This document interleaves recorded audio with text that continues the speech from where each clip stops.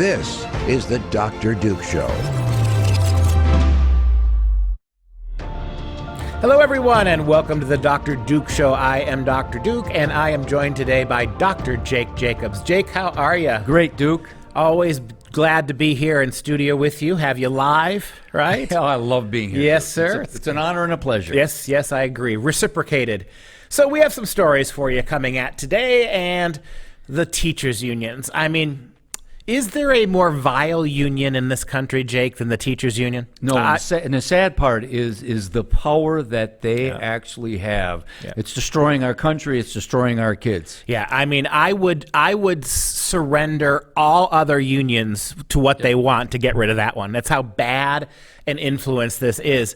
And so we have spent a lot of time on this show exposing you in graphic ways how bad the books, the things that your kids are reading, the LGBTQ influence into the public schools. So the National Education Association, the NEA, the largest teachers group union in the country, is now recommending that the teachers who are off on summer break read the filth that is already in many of these libraries. Books like Genderqueer. And if you forget about this book, this is probably the poster child for grooming.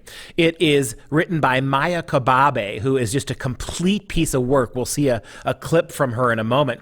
But this is the one that has the pedophilia in it. Has young people performing oral sex on each other and with adults. Adult boy sex being pictured in images, actual graphic images. It's unbelievable that they would recommend this book to their teachers. Is not just enough to groom the kids, but to groom the teachers to defend books like this for the kids. Let's take a look at the video, and I'll turn it over to Jake for some commentary. My name is Maya Kobabe. I am the author of Genderqueer, a memoir. I do not take the critique personally in the sense that I think the people saying negative things about my book are correct, or that it is a valid statement about the quality of my work. But I do take it personally as a citizen of this country who believes in free speech and believes in the freedom of information, and who worked in libraries for 10 years and is a huge supporter and lover of libraries. And I think that an attack on libraries, an attack on free speech, is an attack on every single American citizen, myself included. So I take it very personally in the sense that I feel like I am seeing the freedoms of our country being degraded. But I do not take it personally in that I think that I have written a bad book. You know what, Maya, you know what? You've been a librarian. What does that count for, Maya? And Maya, you're ignoring the whole pedophilia thing, right? No one cares what books are in your library. Nobody cares what you read. But when you take your filth into the public schools and present it to little kids, do you not see a problem, Jake? Because she surely doesn't. Now, it's interesting. This Maya Kobabe, she calls herself E-M or okay, she goes by a general neutral pronouns. She says she's asexual, but I got to tell you something. She said something in another video I watched. She calls herself Aeroflux or Ace Flux. So please bear with me real quick here. So I went to look this up. Aeroflux is someone who fluctuates between experiencing romantic attraction and not experiencing it, and or experiencing romantic attraction to different strengths. Ace flux is someone whose experiences of sexual attraction fluctuate. They may go through periods of asexuality and periods of experiencing sexual attraction. The strength of their attraction could also fluctuate, going through phases of weakness and intensity. Can I boil that down to one sentence? What? Sometimes you're horny, sometimes you're not. Is that it? Sometimes I feel like a nut. No, you're absolutely exactly right. And it's interesting. She said she was a librarian. Well, it's not a coincidence that the ALA, the American Libraries Association, the new head of the American Libraries Association is Emily Dobrinsky. She's a graduate of Columbia University School of Education, right? She actually calls herself a Marxist queer lesbian, and she says, I am a political activist to make sure we ban books by conservatives and Christians, so the ALA just banned Kurt Cameron's book, Pride Comes Before the Fall. But when a great governor like DeSantis says, look, we don't want pornographic books for little kids in our schools, he's called a fascist canceller for doing such a thing. Well, I don't know if you saw this because, Jake, I just noticed this yesterday. The Montana Library Association has now cut ties.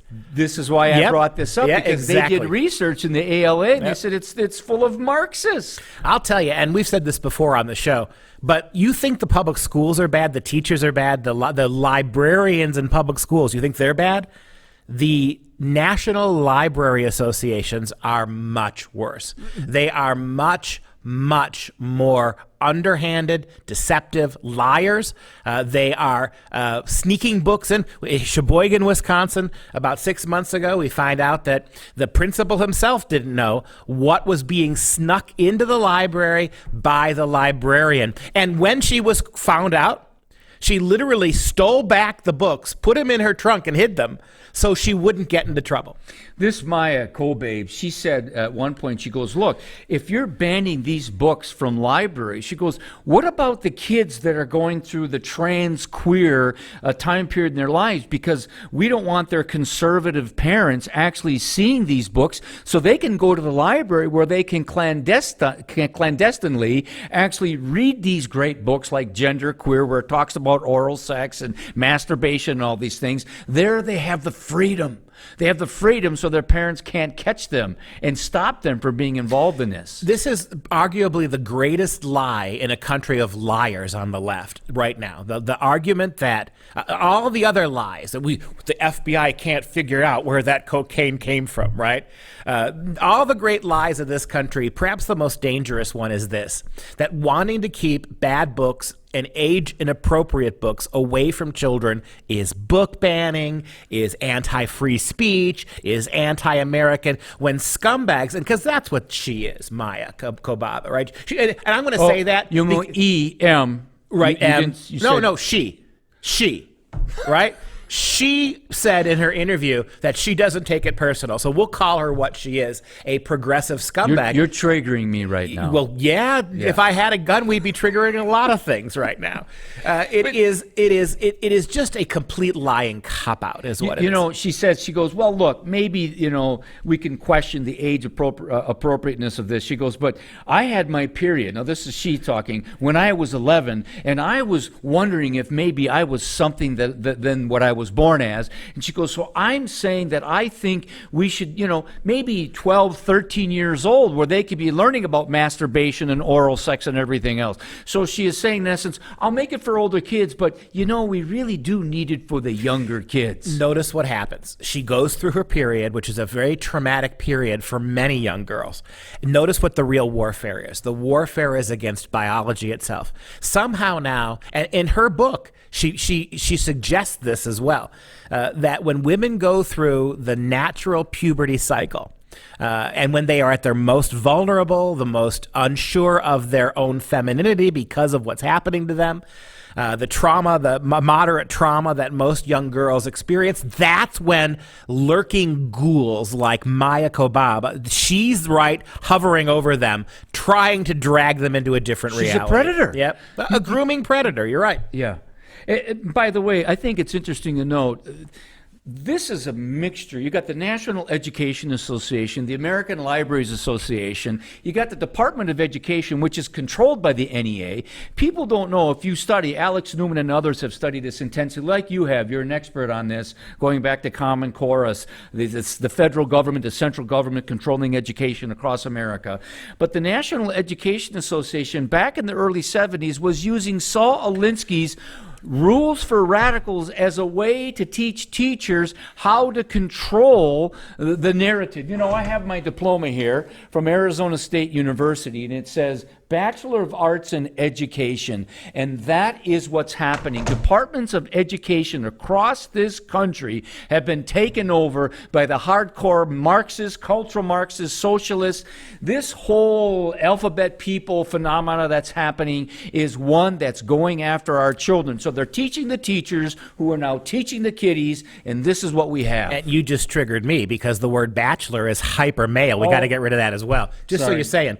After the break, still still to come. We're going to take a few more moments to discuss this story, but we're going to come back with a second story, which is the Rainbow Mafia is now going after Ron DeSantis and especially his wife. We'll talk about that after the break.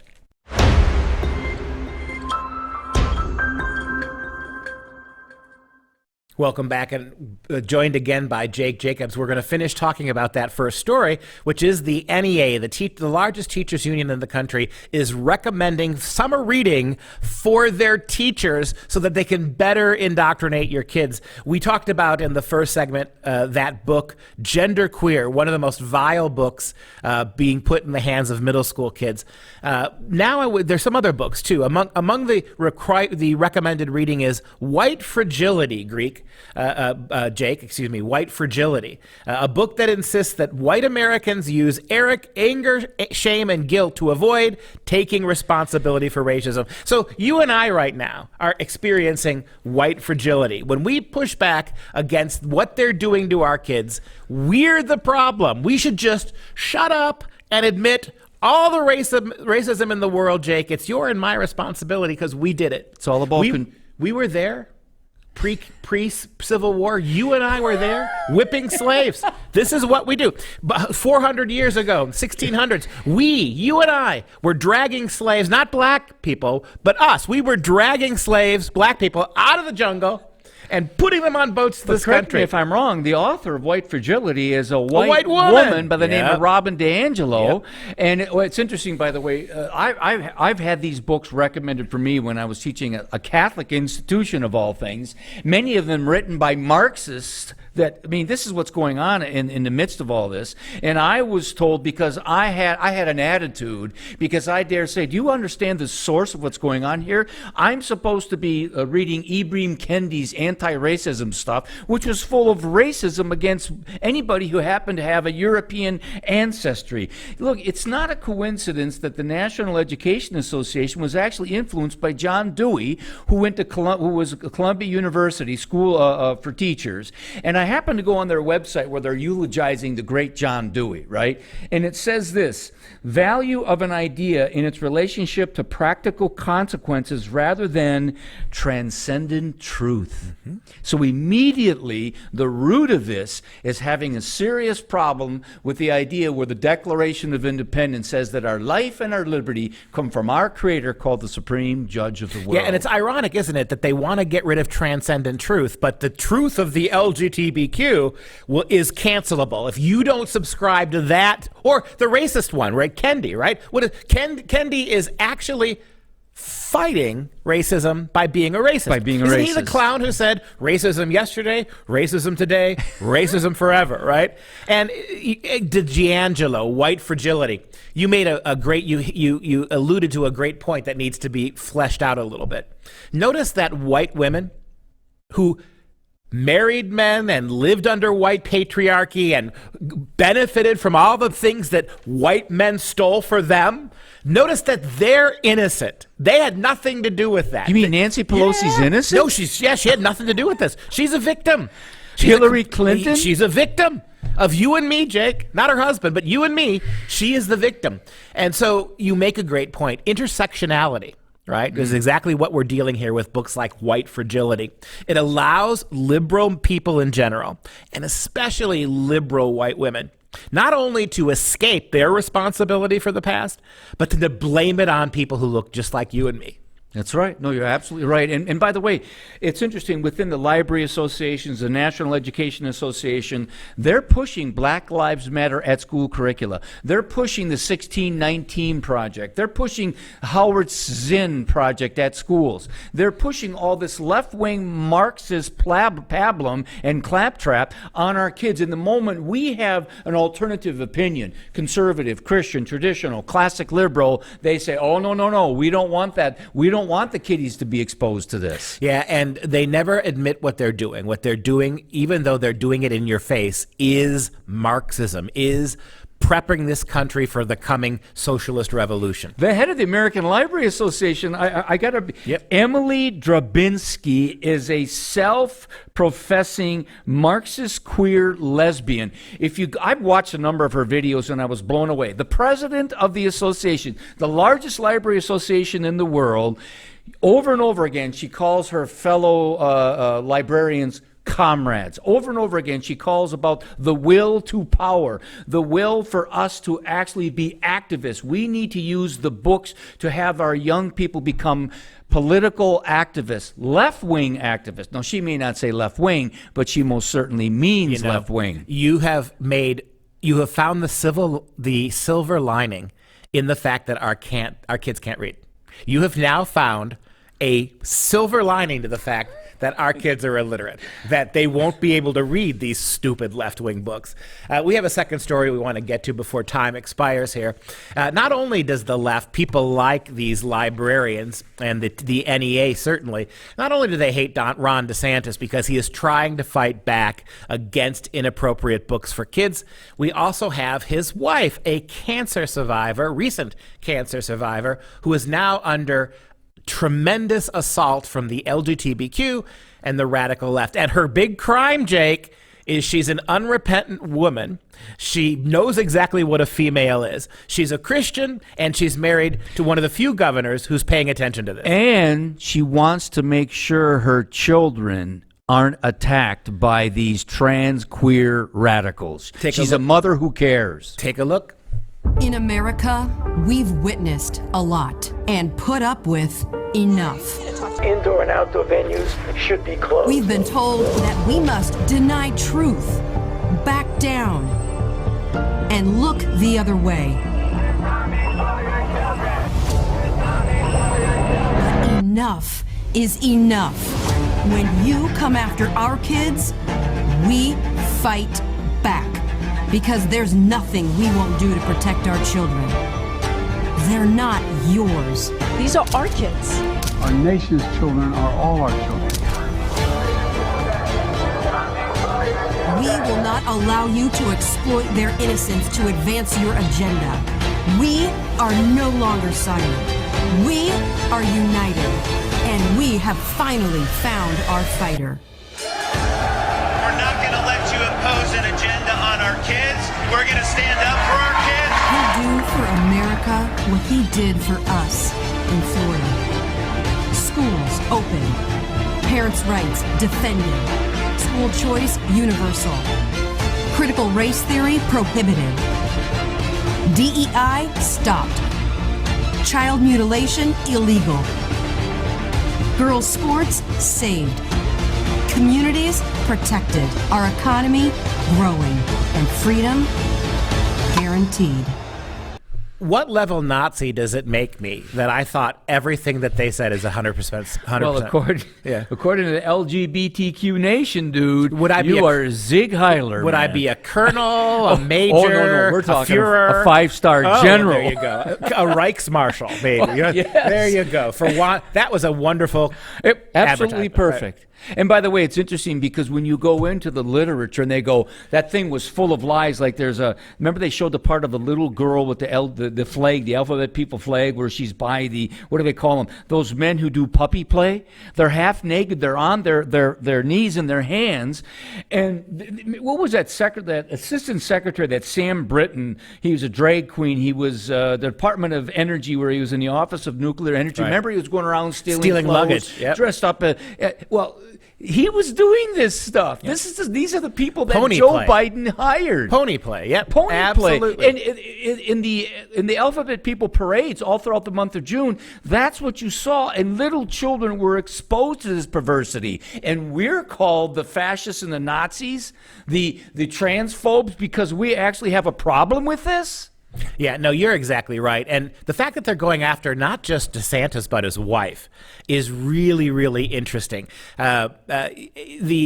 we saw this with Trump. We saw whenever a Republican man is a president, doesn't matter who the wife is, she is viciously attacked. Remember how they went after Nancy Reagan? Yep. Remember how they just could not stand George Bush's wife? How about the fact that they treated Melania as if she was some kind of a monster? Who never made the cover of Vogue magazine. No. And Casey DeSantis, who's absolutely gorgeous. Oops, I didn't mean to say that. But the fact is, she'll never make any of the covers of these magazines. No, they're already saying that none of these Republican women have the dignity of Dr. Jill Biden. Dr. Jill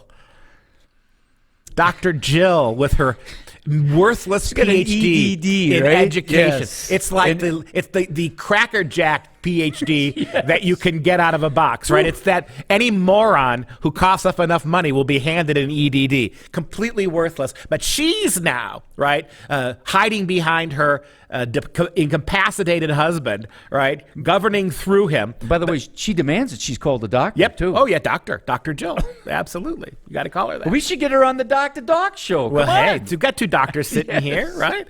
If mine is not an EDD. Yeah, neither you nor All I right. have a PhD in education, which is kind of, again, just to say it is embarrassing. So what this means, what this seems to suggest is that they really fear. They really fear the DeSantis team. And what also troubles me is you've got these rhino Republicans in not just name, but in body type. I mean, you got Chris Christie now attacking DeSantis, right? You know, the government shouldn't be involved in protecting little children from pornography. The government, we shouldn't be doing that. The Republicans stand for no government intervention. So let kids be exploited in public schools where they must go by law if they don't go to private schools. Let's ignore this. So you got Chris Christie now, the fake Republican. Where's Paul Ryan? That's who we really need now, lecturing us about how bad people like DeSantis are now.